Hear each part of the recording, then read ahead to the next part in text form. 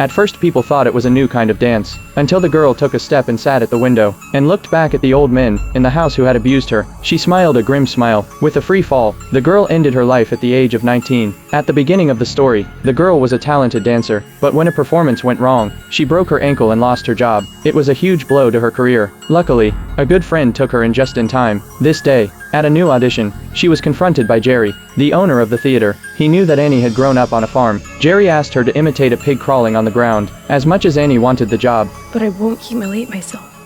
But Annie didn't want to give up. Her love of dance gave her renewed courage. She planned to go to Jerry's address to get herself a chance. But as she asked the apartment receptionist for Jerry's room number, and felt a wave of dizziness wash over her, she stumbled out of the apartment. Just as she was about to pass out, an elderly couple held her up. Annie was in bad shape. They took her home to recuperate. When Annie woke up the next day, the old woman greeted Annie with a warm welcome and sat her down.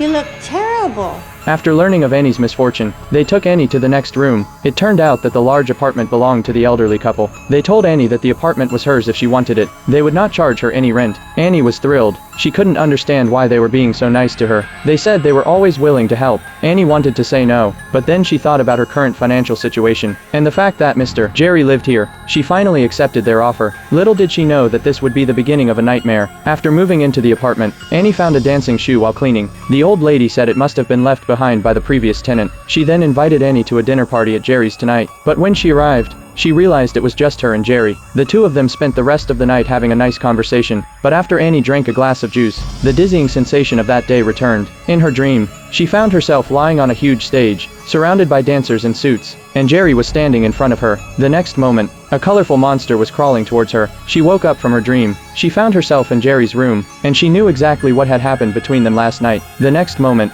Annie was in for a surprise. You made the chorus, sweetheart.